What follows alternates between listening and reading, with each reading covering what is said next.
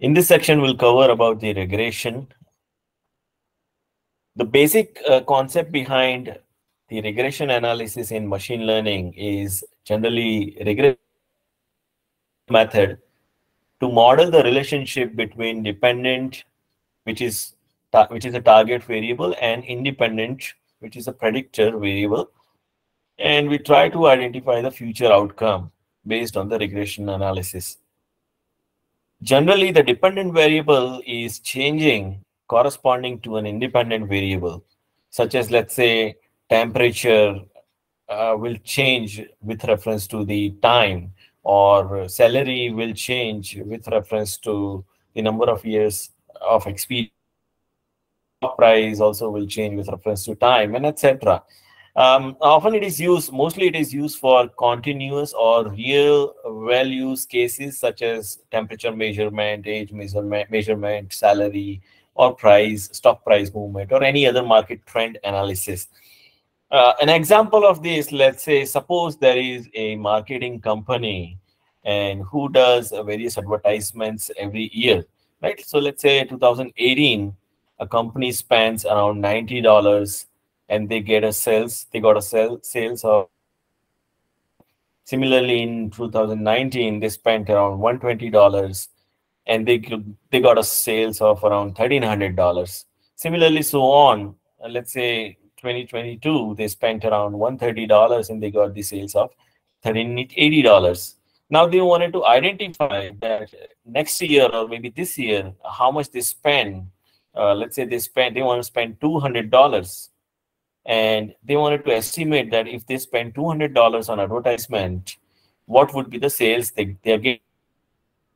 This kind of problems are solved, or this kind of problems are addressed using regression analysis, correct? Because that's kind of a continuous trend, and using that trend analysis, they can easily estimate what would be the sales for $200. What would be the sales for $200? So let's say now they wanted to know the prediction about the sales for this particular year, spending $200. To solve such type of prediction problems in machine learning, we need, right? And regression is a type of supervised machine learning which helps in finding the correlation between the variables and enables us to predict the continuous output variable based on one or more number of variables. That could be multiple input variables also, which are independent variables.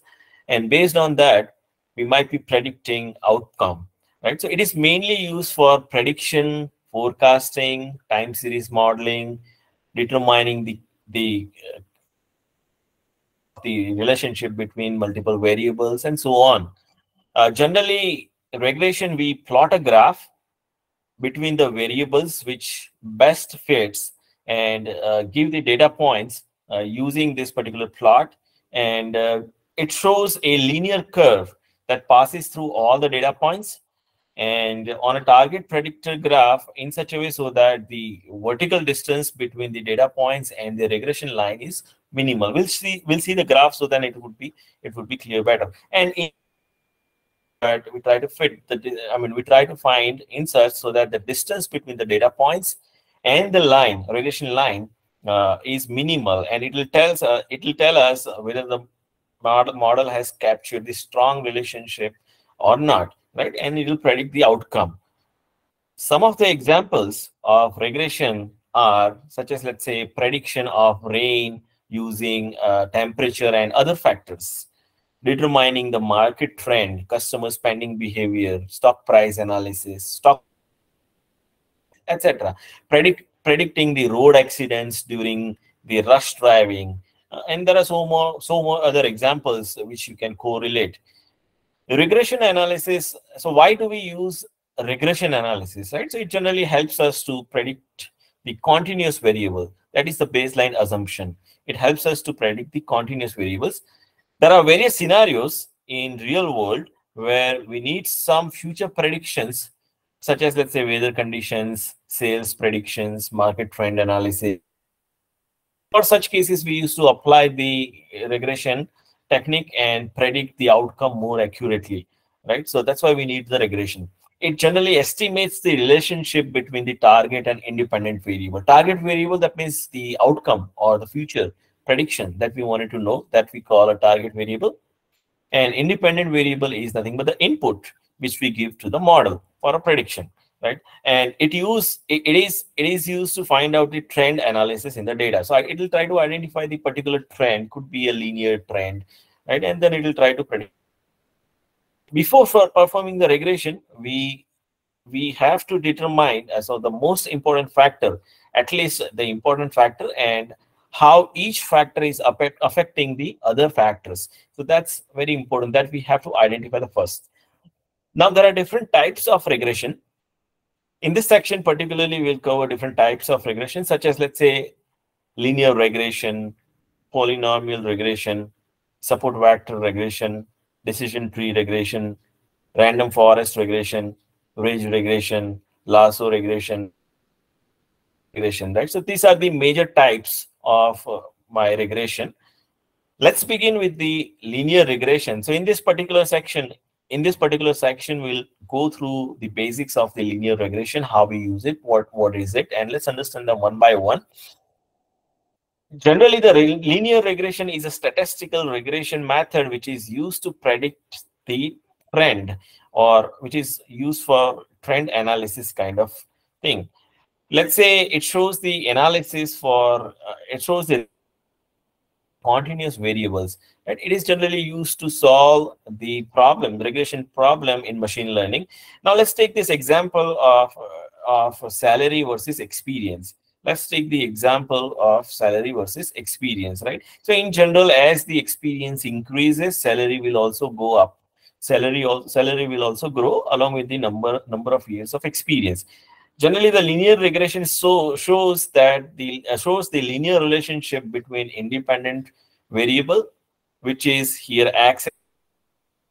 Years of experience is an independent variable, which is presented here in terms of x-axis, and the dependent variable, which we wanted to predict that after my, let's say, 10 years of experience, what would be my salary. That's called a dependent variable, because which we are trying to identify here, that what's going to be my salary after 10 years. Hence, it is called a dependent variable, right? Hence, it is called a dependent variable. Now here, if you look at this, there is only one input variable given to the model, which is nothing but variable x. You can take the example of, let's say, advertisement cost versus the sales record. That is also a similar problem, such as, let's say, if I spend x amount of money on the x-axis for the advertisement, then what would be the sales corresponding to that particular spend, right? So it's kind of all the data points are collected. Then you can plot the linear regression line and insert so that the distance between the data points and the regression line is minimal. And then you can identify that for the advertisement, I would get around 23 sales, right? 23 numbers in sales. Now, linear regression could be like a simple linear regression, or it could be multiple linear regression also. So let's say if there is only one input variable, x, then in such case, the linear regression is known as simple linear regression. Whereas if there are multiple number of input parameters, more than one input variable, then such problem is known as multiple linear regression. To the input, we are giving multiple number of parameters rather than just one. Right? Such kind of problem is called multiple linear regression. So the relationship between the variables in the linear regression model can be explained using this particular image. Here you can see we are trying to predict salary, or maybe the sales record, right? Here specifically the sales record, or you can say the salary versus the number of years of experience. Both of them are similar. So they present a linear trend. They present a linear trend, such as, let's say, the equation is y equals to ax plus b. Now, here x is nothing but the advertisement cost, or you can say the number of years of experience, which is a dependent variable, or you can say the predictor. And y is nothing but a dependent variable. Here it is a sales record, or you can say a number of years, you can say the salary. right? So which is a dependent variable, or you can call it a target variable. And A and B, they are the linear regression coefficients. They are the coefficients, right, which we employ in that particular equation. So this, the relationship between the dependent variable and independent variable can be plotted here, and then using the trend line we can identify the future. Linear regression is one of the easiest method and most popular method, and it is a statistical method which is generally used for the product salary, age, the product type, product prices, market behavior, customer spending behavior, etc. Right, etc. And in generally, the dependent variable is going to be changing according to the independent variable. This is my dependent variable, which is going to be changing according to the independent variable. There could be multiple independent variables also for multiple regression problem, right? And it will provide this sloped straight line representing the relationship between the variables. It will provide us this straight line representing the relationship between the variables, between the dependent variable and independent variable. Now here you can see I can take this equation y equals to a0 plus a1 into x plus e. Y equals to a0 plus a1 into x plus e. Whereas here, given that y equals to a dependent variable, which is my target variable, which I am trying to predict. X is nothing but the input to the model, which is an independent variable, which we often call it a predictor. Here, this is an x. A0 is an intercept of the line, degree of freedom. A1 is a regression coefficient, scale factor to each input value. Sometimes we introduce a random error to adjust, right? So epsilon indicates a random error introduced in the equation. And the values for x and y variables are training data sets. The values of x and y variables are training data sets for linear regression model, right? So see, for the previous years, let's say if you take the example of number of, right, and corresponding salary. So let's say I got 5 years of experience, what's the salary?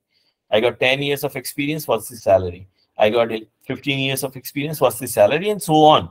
And so on, right? And I try to plot the linear regression line. Based on that, I try to predict that after 20 years of experience, where I stand. So nearby prediction, I can guess it. The types of linear regression, if simple linear regression, that means only a single independent variable is used to predict the value of the outcome, or predict the value variables. Such type of linear regression is known as simple linear regression. Whereas if multiple linear regression is known as when we use, or when we feed model with multiple independent variables to predict the dependent variables, such type of linear regression is known as multiple linear regression. Such type of linear regression is known as multiple linear regression. Now our job is to finding the best fit line in such so that all the data points are close to each other and the error is minimal. So when we work on the linear regression, our main goal is to find the best fit line. That means the error between the predicted value and actual value should be minimized, and the best fit line will have the least error. The best fit line will have the least error.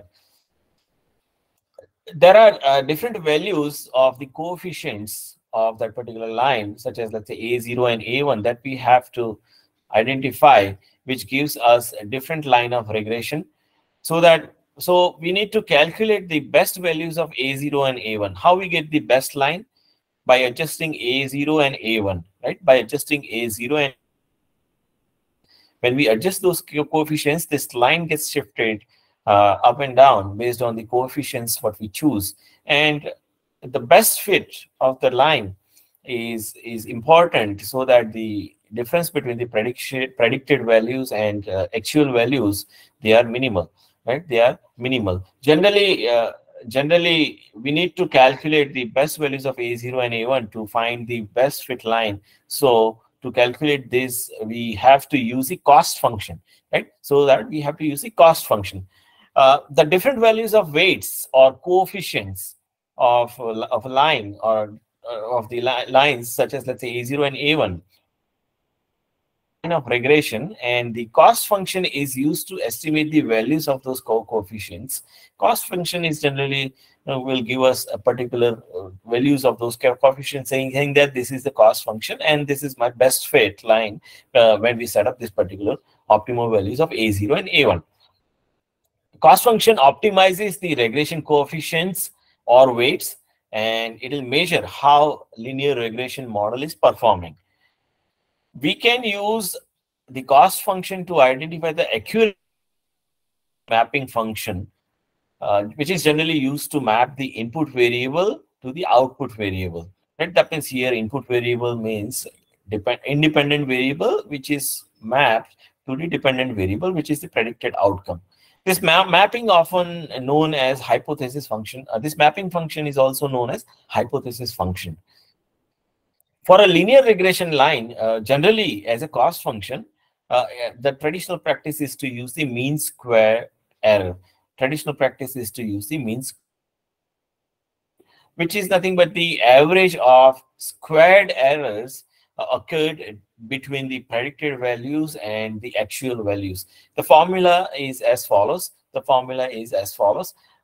Let's say for this particular equation here, mean squared error is measured, and here n indicates the total number of observations.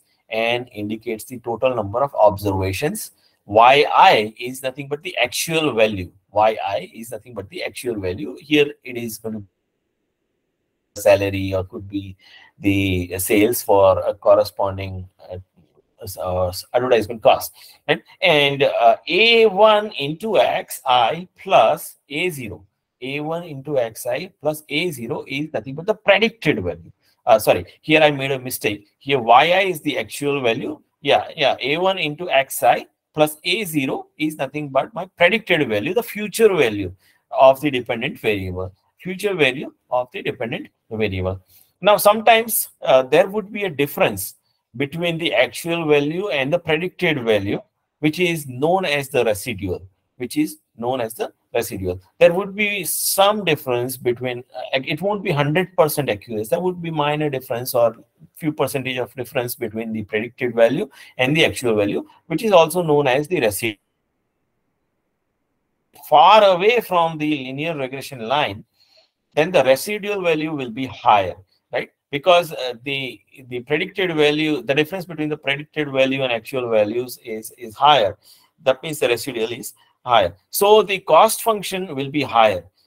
If the scatter points are close to the regression line, then the residual would be smaller, and the cost function is also optimized.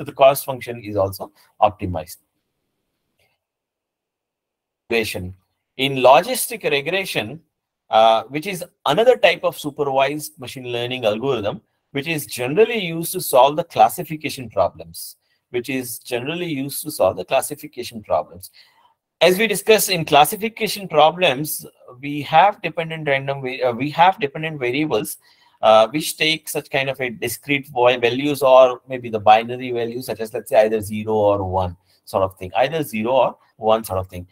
Logistic regression algorithm works with the categorical variables such as, let's say, 0 or 1, or you say either yes, true or false kind of situations. It is a predictive analysis algorithm which works on the concept of probability. So generally we used to measure the probability, and we identify whether the situation is 1 or whether the situation is 0, right? Whether the situation is 1 or 0, and or whether we can say we have an answer yes or no. So that kind of classification problems are solved using logistic regression algorithms. Logistic regression algorithms, generally they use, it's called an S-curve, or we can call it a sigmoid function or logistic function, which is a complex cost function. And this sigmoid function is generally used to model the data in logistic regression. Here you can see we have a clear-cut classification. If it is above threshold, that S-curve says the situation is 1, or let's say the answer is yes. and it is below threshold, then the situation is 0, or you can say the answer is no. The answer is no, right? Answer is no. The equation for the sigmoid function is as indicated on the slide here. That is 1 divided by, in bracket, 1 plus e power minus x, right? 1 plus e power minus x here, and the values vary here based on the different values given for the x, right? And fx is nothing but the output. Fx is nothing but the output, which is indicated on the y-x here. It varies between 0 to 1 value, 0 to 1 value, based on the input values which we are giving to the function. E indicates the base. E indicates the base of natural logarithm, and there are three types of logistic regression. There are three types of logistic regression, such as, let's say, binary regression, which generally takes 1 or 0 or maybe pass or fail type of situations. It could be different class also. So let's say multiple classes, such as, let's say, I can divide them into multiple classes, such as, let's say, the images which are given as the inputs can be divided into, can be classified into cats, dogs, lions, etc. It could be in terms of ordinal or medium and high kind of situation also. So let's say 1, that means high, nearby the threshold, that means you can say medium, and below threshold here nearby you can say low. Let's say if I'm sick and fever is, let's say, very high, that means the temperature is very high. Fever is not that much of high, then I can say it's medium, or can say mild fever. And if it is low, that means, I mean, I'm normal, there is no fever. So it's like kind of an ordinal situation here. Polynomial regression is generally used when the linear regression fit and predict the outcome with higher accuracy, such as, let's say, this particular curve has nonlinear data points here. So we use, in such kind of situations, we use polynomial regression, which is a type of regression which models the nonlinear data sets using the linear model. It is similar to multiple linear regression, but it fits the nonlinear curve between x, between the value of x and the corresponding values of y. The data set, which consists of the data points which are present in nonlinear fashion, right? Such as here in this curve, you can see the data points are nonlinear. So for such kind of cases, linear regression will not be a best fit. To cover this type of data points, we need something else. So we can apply polynomial regression, and which will give us a nearby fit. In polynomial regression, the original features are transformed into the polynomial features of the given degree, and their model use means the data points are best fitted using the polynomial line. Generally, we generate this equation using the curve fitting. So the equation of polynomial regression is also derived from the linear regression equation. That is, the baseline equation is kind of this: y equals to b0 plus b1 into x, which is extended in terms of the polynomial. You can see y equals to b0 plus x plus b2 into x, b3 into x cubed plus so bn into x. Equation for the polynomial regression. That's my equation for the polynomial regression. Here, y is nothing but the predicted or target output, and b0, b1, so on up to bn are the regression coefficients, and x is our independent or input variable. X is nothing but our independent or input variable. Based on these coefficients, my line would adjust, this curve would adjust nearby the data points, and then using that equation, next time whenever I have an input, I can have a better idea. So like using this particular curve fitting equation generated by the model, you can see my outcome is predicted using polynomial regression. So the model is still linear here in this particular case, as the coefficients are still linear with quadratic. So it's an extension of kind of a linear regression towards the polynomial regression to address this type of non-linear data. Support vector regression. In support vector regression, which is also a supervised learning algorithm, which can be used for regression as well as classification problem. we can see we have used the regression. We have used this regression line along with these two margin lines in that particular case. Support vector regression is generally a regression algorithm which works for the continuous variables. Here also the trend line will have, and a trend line will predict the outcomes, and it is generally used for continuous variables. So below there are some of the keywords which are used for support vector regression, such as, let's say, sometimes we use kernel. So it is generally a mapping which is used to map the lower dimensional data into the higher dimensional data. Another terminology which is known as called hyperplane. In support vector machine, it is a separation line between two classes. You can say this is as a separation line between two classes, the division of two classes. But in SVR, support vector regression, it is a line which helps to predict the continuous variable and cover most of the data points. So it's with some sort of margin, it will try to cover most of the data points, and few outliers we can exclude them. The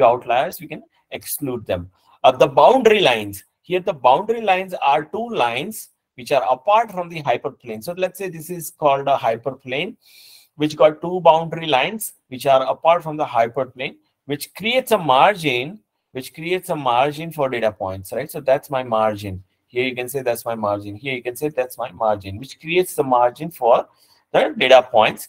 Here the support vectors are which are nearest to the hyperline. So here I can draw the vectors, and we can see those are the data points which are nearest to the hyperplanes, and opposite hyperplanes are in an opposite class. And so this is called an opposite class. If I say this data point which is nearest to the line. In SVR, we always try to determine a hyperplane which has a maximum margin. So right.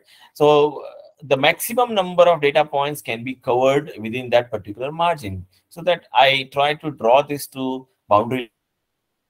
Margin is maximum, and I can cover most of those data points except few outliers. The main goal of SVR is to consider the maximum data points within those boundary lines. The main goal of SVR is to consider maximum number of data points within those boundary lines, and the hyperplane, which is nothing but a best fit line, must contain a maximum number of data points. Decision tree regression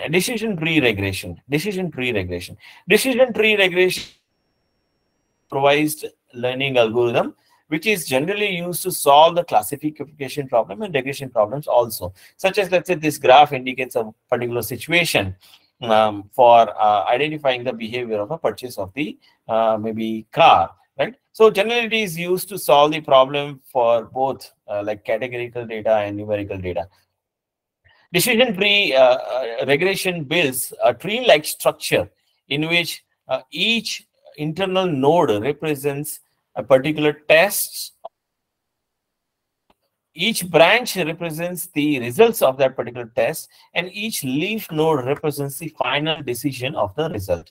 Let's say a decision tree is constructed starting from the root node or a parent node. Right, so that's my data set. So it's like a root node or a parent node. That's my data set, and which is further split into the left and right in the child nodes. So further it goes to the child nodes, and then subsequently those child nodes are further divided into the children nodes. Right, they become the leaf nodes, and so the children node, they become the leaf nodes, and here those subsequent nodes become the parent node once they are splitted here. Right, so if you look at this example particularly, let's say a class of people, those who are over 25, right? Now, let's say we can have a question whether they are married or unmarried, right? So mostly the married class, they may prefer to have a luxury car or a sports car. Then we can take a data and then see how many married people bought the sports or the luxury car. So similarly, let's say a person is below 25 years, then most likely he will go for a sports bike or sports car here, and then kind of a decision we can make, that below 25 they prefer mostly the sports bike or sports car. Others who are married, they may prefer a bit of luxury car or maybe the comfortable car, and then in that way they can make a decision. In that way they can make a decision. Decision tree regression. Decision tree regression. Here image shows the example. The model is trying to predict the choice of a person between the sports car or luxury car, right? Sports car or a luxury car. Here you can see using that particular tree, we have identified. Here we can see using that particular tree, we have identified the situation that whether a person will go with a sports car or a decision or a luxury car, or you can say a sports bike or maybe the scooter, right? Let's say if you say a person is unmarried, mostly he will go for a sports bike, and a person those are married, mostly they may prefer to have a scooter because they have to purchase the grocery, put the, in that particular case scooter has a bit more space, and then it will allow us to bring those household goods easily to the home, right? So that's how the decision tree regression method works. Correct. Next one is the random forest. Next one is the random forest algorithm. So in random forest is one of the most powerful supervised machine learning algorithm, which is capable of performing the regression as well as the classification tasks, right? Which is capable of performing the regression and classification. Random forest regression is an ensemble learning method which combines multiple decision trees. So such as, let's say there is a decision tree 1 here for the test sample input, then tree number 2, 3, so on up to multiple n number of trees, and they predict the output, and they predict the output by averaging all the predictions.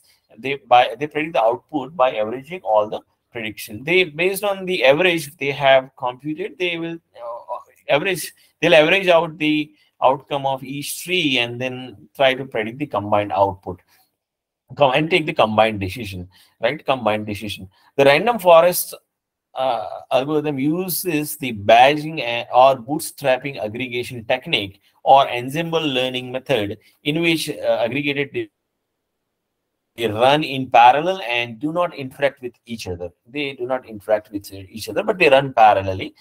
With the help of the random forest regression, we can prevent the overfitting trouble also that we will see in subsequent modules. Ridge regression. Ridge regression is one of the robust version of the linear regression method, which is in which we try to introduce the small amount of bias, right? Small amount of bias, so that we can get better long-term predictions. The amount of bias added to the model is generally known as a ridge regression panel. What we introduce here is generally known as a ridge regression penalty. We can compute this penalty term by multiplying with lambda. So we'll see the equation if we have, yes. So by multiplying a lambda to the squared weights of each individual feature, and then this penalty is introduced here. So that's why we can, because of this logic, the introduction of the additional penalty, ridge regression penalty, we can have a better long-term predictions.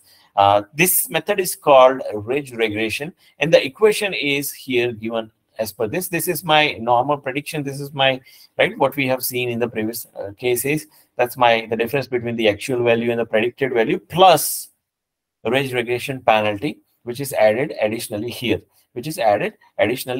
A general regression will fail if there is a high co-linearity between the independent variables. Generally, the linear regression or polynomial regression may not work correctly if there is a high collinearity between the independent variables. So to solve this kind of problems, what we do, we try to introduce the ridge regression penalty, and we can use the ridge regression. Ridge regression is also known as a regularization method or regular, which is used to reduce the complexity of the model. And it is also called L2 regularization. It helps to solve the problems if we have more number of parameters than the samples. It generally helps us to solve the problems if we have more parameters than the samples. There is one more type of regression is known as lasso regression. In what we do is also another regularization method, which is generally used to reduce the complexity of the model. It is similar to range regression, except that the penalty term contains only the absolute weights instead of the squared weights which we took in the range regression, right? So here in linear regression, we take the absolute weights. We do not take the square of them. So here you can see in the previous case, we had in the range regression, we had of the weights, whereas in lasso regression, we take the absolute weights. Absolute weights, lambda remains as is. Since it takes the absolute values, hence it can shrink the slope to 0, whereas ridge regression can only shrink linear. It doesn't shrink exactly to 0. Ridge regression can only shrink it near to 0. It is also called, sometimes it is also called L1 regularization, whereas in range regression we used to take the square of the weights. That's why it is also known as the L2 regularization. That's why it is known as L2 regularization. The equation for the lasso regression is given here. Please note that this is the difference here, that we do not take the squares here. Here we take the absolute weights.